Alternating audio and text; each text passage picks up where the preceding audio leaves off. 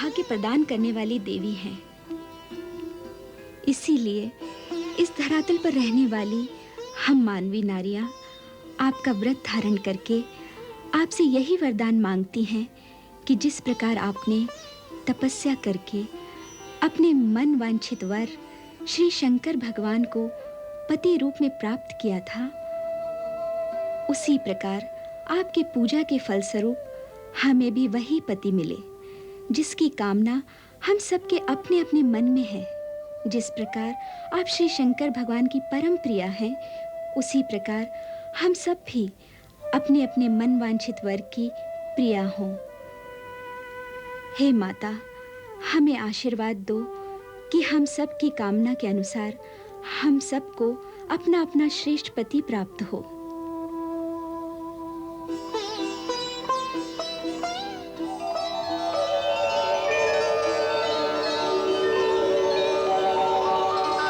हम तुम सबके हृदय का रहस्य जानते हैं। किसके हृदय में किस पति की कामना है, वो भी हमें स्पष्ट दिखाई दे रहा है।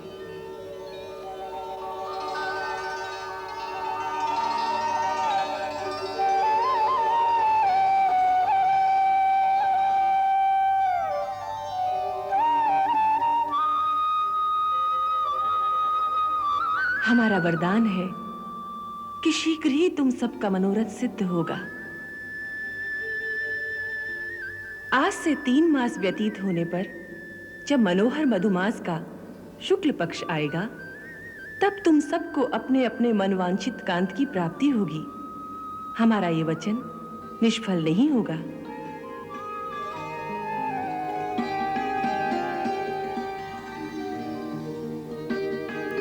उठो राधा रानी,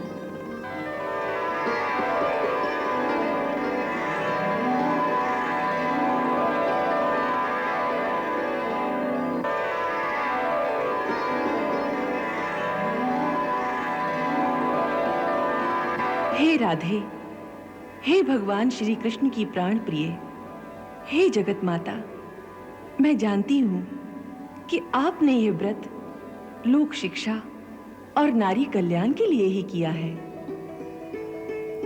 परंतु आपने अपने आप को मानवी कैसे कहा? हे माता, आप श्री कृष्ण के अर्धांग से प्रकट हुई हो, अतः उन्हीं के समान तेजस्विनी हो।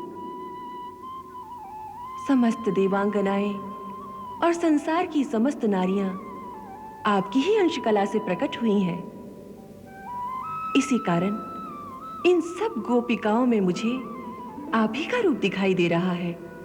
इसीलिए इन सब के हृदय में भी श्री कृष्ण को ही पति रूप में पाने की कामना है। फिर आपको साधारण मानवी कौन मान सकता है? फिर भी आपने जो मेरी पूजा करके मेरा मान बढ़ाया है, उसके कारण देव मर्यादा के अनुसार मैं आपको वरदान देती हूं कि आपको अपना मनवांछित वर हर जन्म में प्राप्त होगा। जिन्हें ध्यान और आराधना द्वारा वश में करना योगी तथा योगीश्वरों के लिए भी कठिन है, ब्रह्मा आदि समस्त देवता भी जिनके अधीन रहे, वही भगवान श्री कृष्ण मेरे वरदान से सर्वदा आपके अधीन रहेंगे। उस चैत्र मास के शुक्ल पक्ष में वृंदावन के रास मंडल में इन समस्त गोपिकाओं के सहित श्री कृष्ण के साथ आपकी रास क्रीड़ा सानंद संपन्न होगी।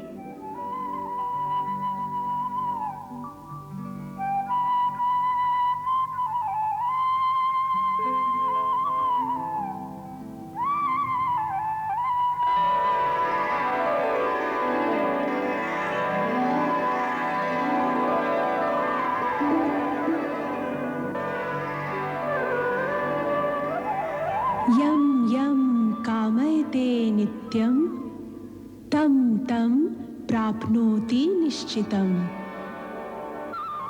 एवमस्तु।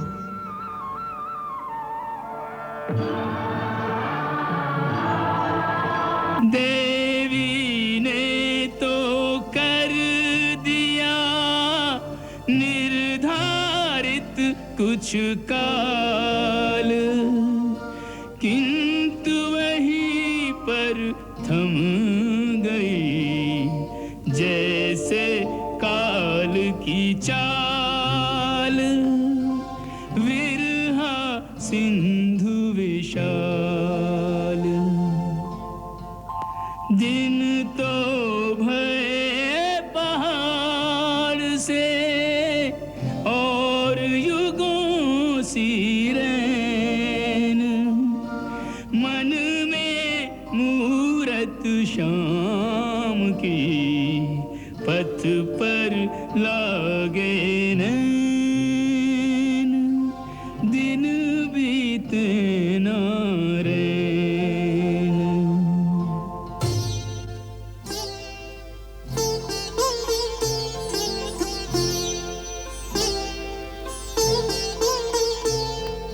घड़ी पल छिन दिन तिथियां गिनत बीते, समय प्रतीक्षा को न घटत घटाए रे।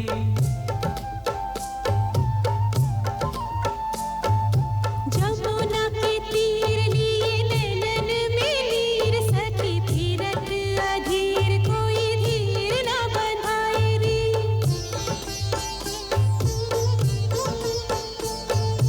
वरदानी पूनम की निशी पथ भूली, लेना बढ़ने को नाम, चंदा घटत ही जाए रे।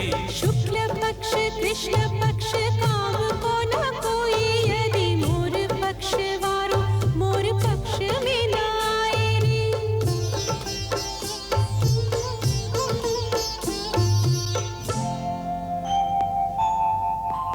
सब में पर सबसे अलग, मन की दशा छुपाए, बोराई सी राधिका, नहीं बोले बतराए, बैठी ध्यान लगाए।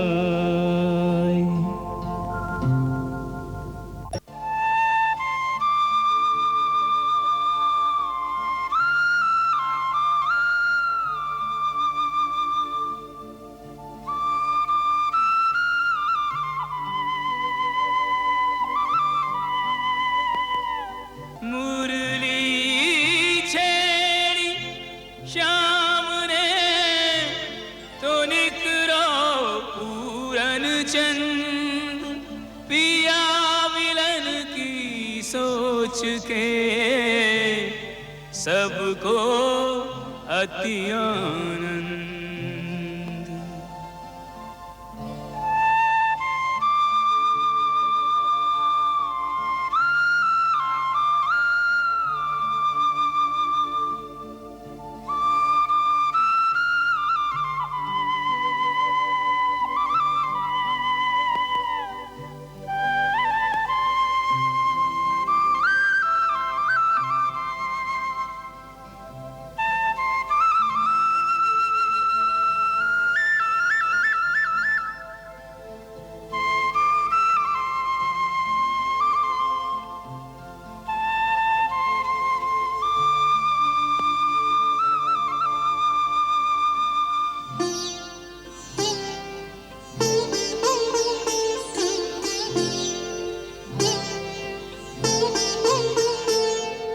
बांसुरी सुनी तो गई सुध बुध गोपिन की, चली गई ग्रह काज लोक लाज तज के।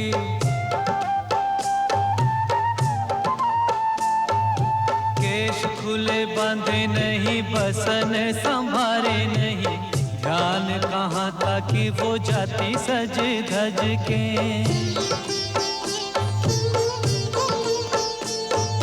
गौ का दोहन छोड़ा, किसी ने भोजन छोड़ा, किसी ने शयन छोड़ा, आई भज भज के।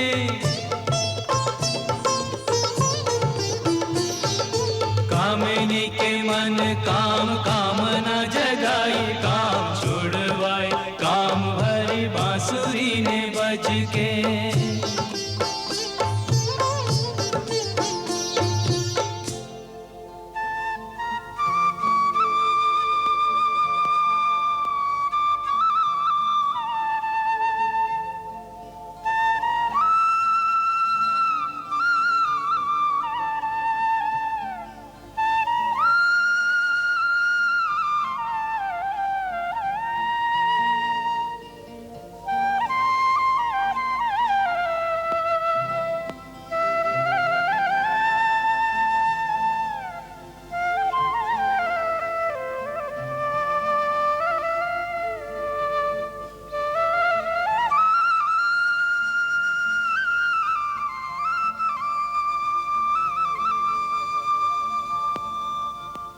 मादक मुरली छेड़ के मोहन रहो भुलाय, राधे रानी की दशा वर्णन करी न जा।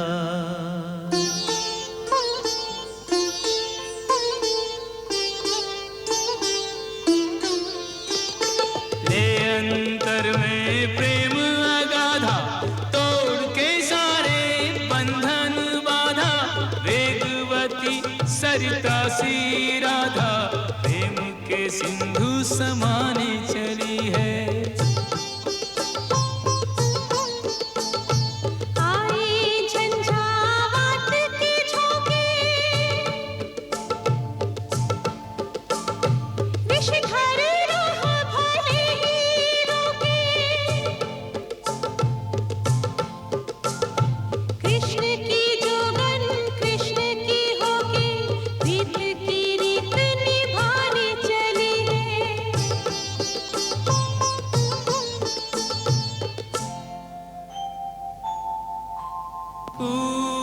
पूरनमाशी को मिला जब प्रिय का संकेत,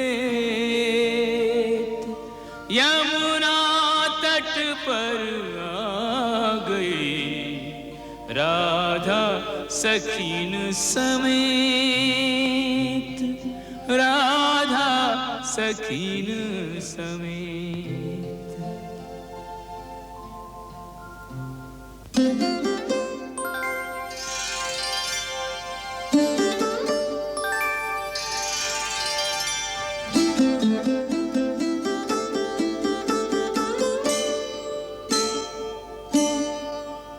जब अंतर्यामी ने देखा हर अंतर में वही वास करे, लिए अमर मिलन की अभिलाषा, सखियां उनसे ही आस करें। वे निवेदिताएं समर्पिताएं उन पर ही विश्वास करें, तब निश्चित किया पुरुषोत्तम ने अब सखियों संग महारास करें।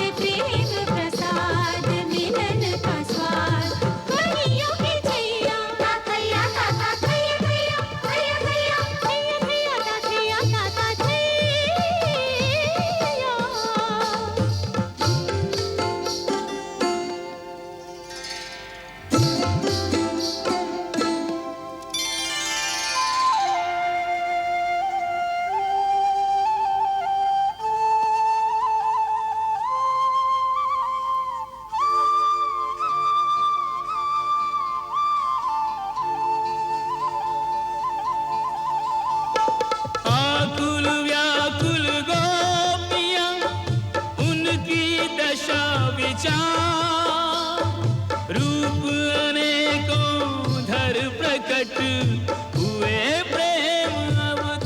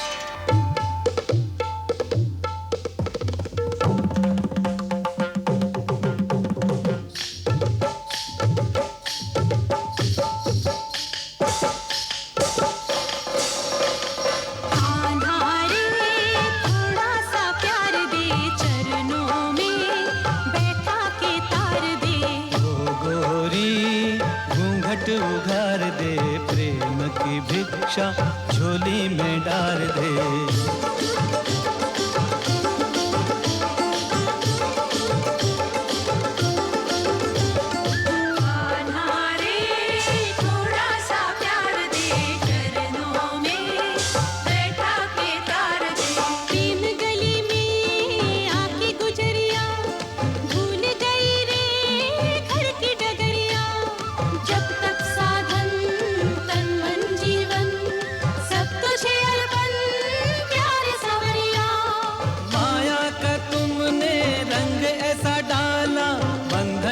बंध गया बांधने वाला, कौन रमापति कैसा ईश्वर, मैं तो हूँ गोकुल का ग्वाला। ग्वाला रे थोड़ा सा प्यार दे, ग्वालिन का जीवन संवार दे। आत्मा परमात्मा के मिलन का मधुमास है, यही महारास है, यही महारास है। ओ त्रिभुवन का स्वामी भक्तों का दास है, यही महारास है, यही महारास है।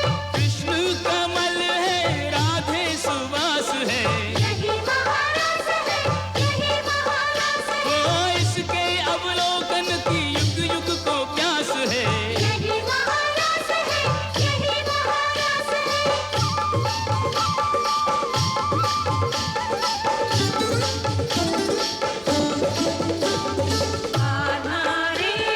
थोड़ा सा प्यार दे, चरणों में बैठा के तार दे। तू झूठा वचन तेरे झूठे, मुस्का के भोली राधा को लूटे। मैं भी हूँ सच्चा वचन मेरे सच्चे, प्रीत मेरी पक्की तुम्हारे मन कच्चे।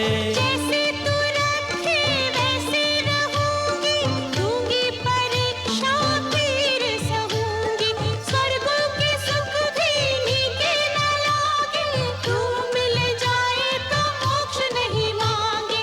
कान्हा रे थोड़ा सा प्यार दे, चरणों में बैठा के तार दे।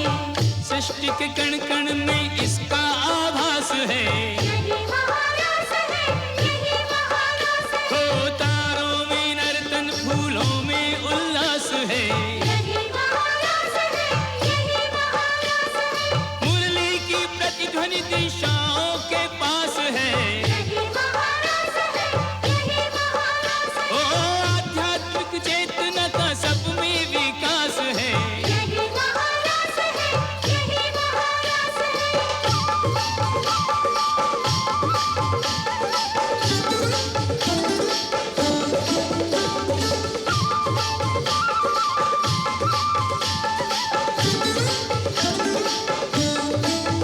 महारास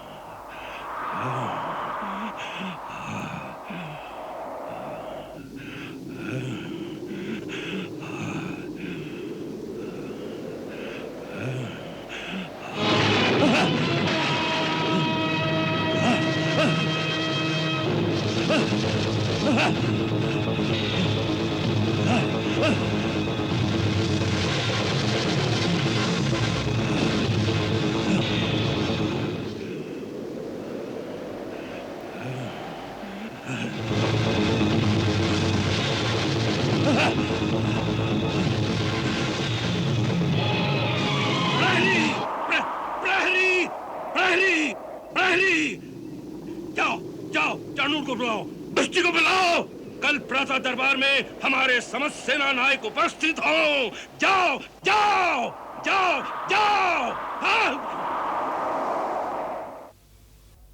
जय श्री कृष्ण। पिछले अंक में आपने महारास का आनंद लिया। महारास के साथ भगवान श्री कृष्ण की जीवन लीला का एक महत्वपूर्ण अंग अपनी पराकाष्ठा को पहुंच जाता है। असल में महारास का अर्थ है जीवात्माओं का परमात्मा से मिलन, और ऐसा मिलन जहां आत्मा और परमात्मा का भेद मिट जाता है और आत्मा को लगता है कि वो स्वयं ही परमात्मा है। या ऐसा भी कह सकते हैं कि जब आत्मा का अपना अस्तित्व परमात्मा के श्री चरणों में ही विलीन हो जाता है तो बच जाता है केवल परमात्मा। परंतु कई भक्त इस प्रकार अपना अस्तित्व मिटाकर मुक्ति नहीं चाहते। तुलसीदास जी ने कहा है, सगुणोपासक मोक्ष न ले ही, क्योंकि प्रेम के रिश्ते में जो एक रस है, जो जीवन का आनंद और विरह की पीड़ा है, शिकवा शिकायत की चुभन या रूठने मनाने की अदा है, मुक्ति पाने के बाद उन बातों का मजा कहां। इसलिए उन आत्माओं का भगवान श्री कृष्ण के साथ प्रेमी और प्रेमिकाओं का रिश्ता ही सदा के लिए स्थिर हो जाता है। और जिस प्रकार हर प्रेमिका चाहती है कि उसका प्रेमी केवल उसी का हो, उसका प्यार भी केवल उसी का हो, वो बटा हुआ प्रेमी नहीं चाहती, उसी प्रकार महारास में सब गोपियों को अपना अपना कृष्ण अलग अलग मिलता है।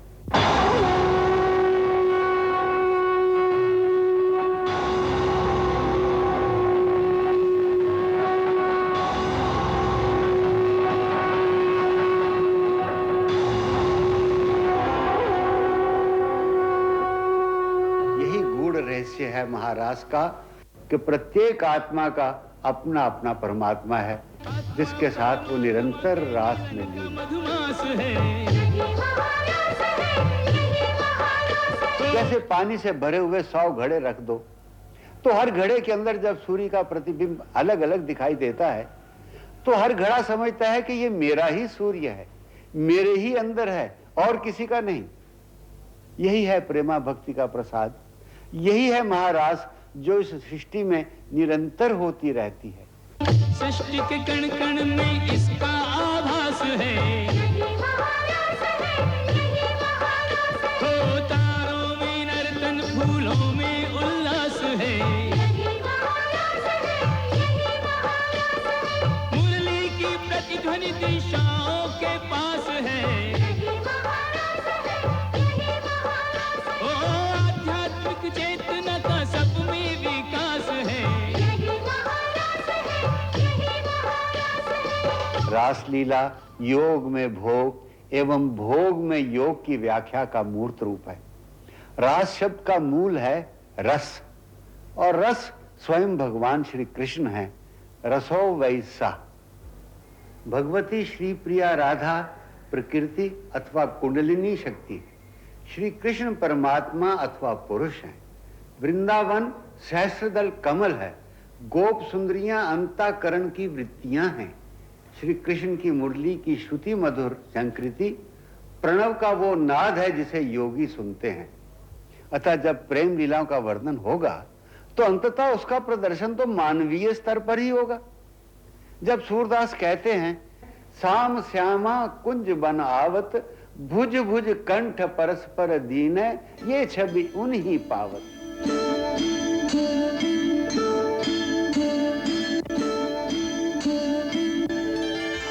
श्री कृष्ण का राधा और श्री राधा जी का कृष्ण बनने की लीला तो चित्रकलाओं में प्रसिद्ध ही है।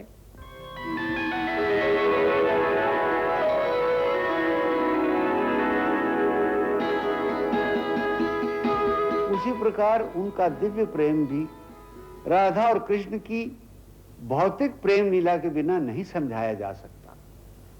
कुछ रिसर्च स्कॉलर्स का कहना है कि राधा कृष्ण की उपासना पहले अलग अलग होती थी। दोनों की युगलोपासना निम्बार्क संप्रदाय की ही देन है। हमारे युग के महान दार्शनिक डॉक्टर राधा कृष्णन ने भी लिखा है कि in Nimbarka Krishna and Radha take place of Narayana and his consort. आगे चल के डॉक्टर राधा कृष्णन एक बड़े महत्व की बात कहते हैं कि भक्ति इज नॉट मेडिटेशन और उपासना, बट भक्ति इज लव एंड डिवोशन। यहां डॉक्टर राधा कृष्णन ने भक्ति की व्याख्या करते हुए मेडिटेशन और डिवोशन में जो अंतर रखा है वो बड़ा महत्वपूर्ण है। इससे यह सिद्ध होता है कि उपासना को भक्ति नहीं कहते, वरन भक्ति प्रेम का ही प्रतीक है, और श्री राधा जी तो स्वयं प्रेम का ही पूर्ण स्वरूप है। अब आगे चल के श्री कृष्ण की राजनैतिक लीलाओं और महान यादव जाति के वीरों का आतताई कंस से लोहा लेने का समय आ रहा है। आने वाली घटनाओं की छाया अब कंस को भयभीत करने लगी।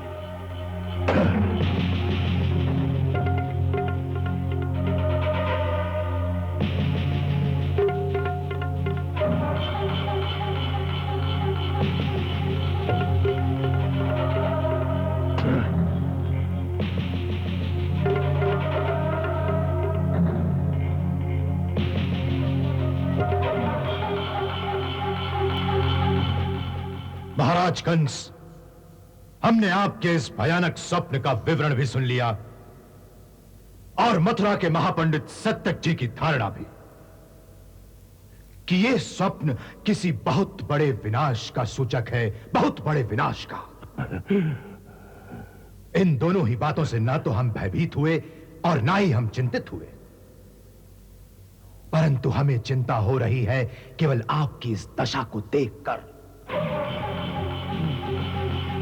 वो परमवीर कंस जो आज तक तीनों लोकों में अपनी विजय दुंदुभी को बजाता आया है, जिसकी एक गर्जना से देवताओं तक के हृदय कांप उठते हैं, वही शेर की तरह दहाड़ने वाला कंस आज हमें पहली बार स्वयं डरा हुआ दिखाई दे रहा है। मित्र, स्वयं डरा हुआ।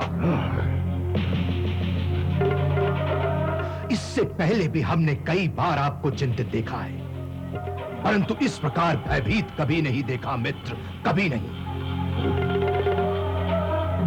इसी बात ने हमें चिंता में डाल दिया है मित्र, इसी बात ने। क्योंकि युद्ध नीति कहती है कि शत्रु को जीतने का सबसे पहला गुर यह होता है कि उसे भयभीत कर दो, उसके हृदय में डर पैदा कर दो मित्र, डर। इससे उसकी शक्ति आधी रह जाती है। डरा हुआ योद्धा रण में जाने से पहले ही बाजी हार चुका होता है। किंतु ऐसा व्यक्ति जिसके हृदय में ना कोई डर हो ना कोई भय हो, और वो चारों तरफ से शत्रुओं से घिरा भी हो, तो भी वो अपनी वीरता, हिम्मत और साहस के जोर पर लड़ाई को जीत सकता है। इसलिए सबसे पहला काम तो आप ये करिए मित्र कि अपने हृदय से इस भय को, इस डर को निकाल दीजिए मित्र, निकाल दीजिए। इस डर को कैसे निकाल दूं मित्र, कैसे निकाल दूं? क्योंकि मैं प्रत्यक्ष देख रहा हूं कि तुम्हारा ये त्रिलोक विजयी कंस आज तक हर कदम पर उस बच्चे के सामने हारता चला आ रहा है।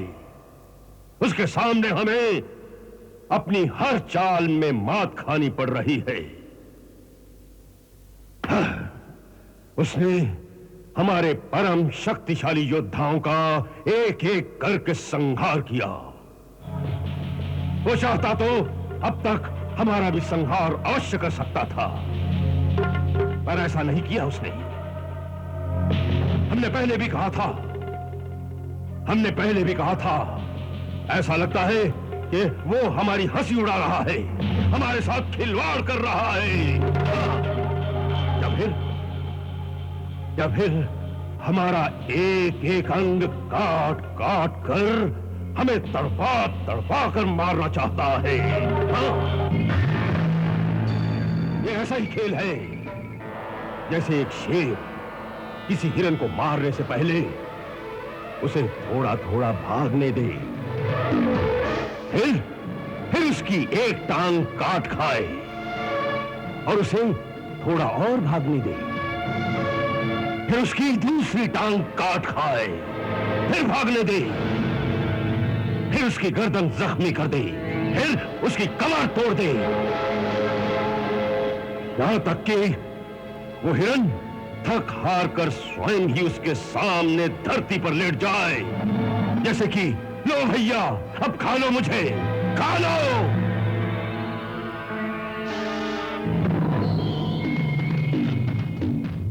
यदि ये बालक भी हमारे साथ ऐसी ही खिलवाड़ कर रहा है तो फिर इस प्रकार तिल तिल करके मरने से तो अच्छा है कि मैं एक बालक के हाथों मारे जाने की निंदा से बचने के लिए स्वयं ही आत्महत्या कर लूं।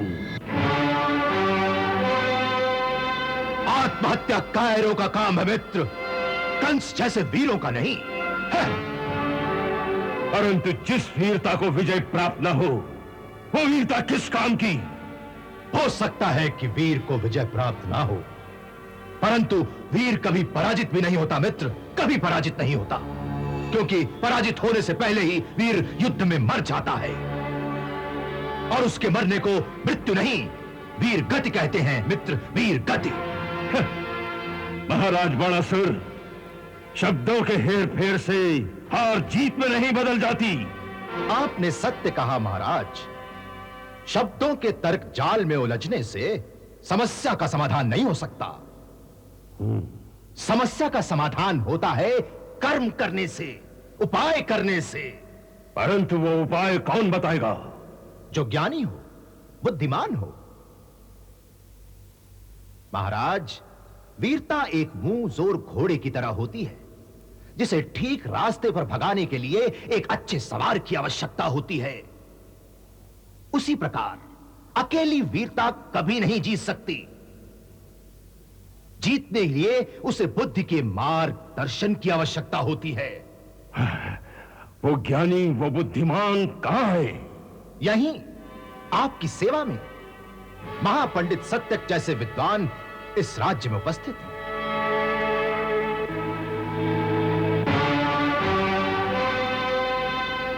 ये बुद्धिमान पुरोहित स्वयं दैत्यों के गुरु महान शुक्राचार्य जी के प्रिय शिष्य हैं। इनके ज्ञान इनकी विद्या का उपयोग करना चाहिए हमें। इसीलिए आज मैंने इन्हें यहां इस सभा में बुलाया है। हां महाराज, इन्हें यदि सपनों के शुभ अशुभ फल की जानकारी है तो ये भी जानते होंगे कि किसी विपत्ति की सूचना यदि किसी स्वप्न के माध्यम से मिली है तो उसके निवारण का उपाय क्या हो सकता है। हे महापंडित सत्यक जी, क्या आपके पास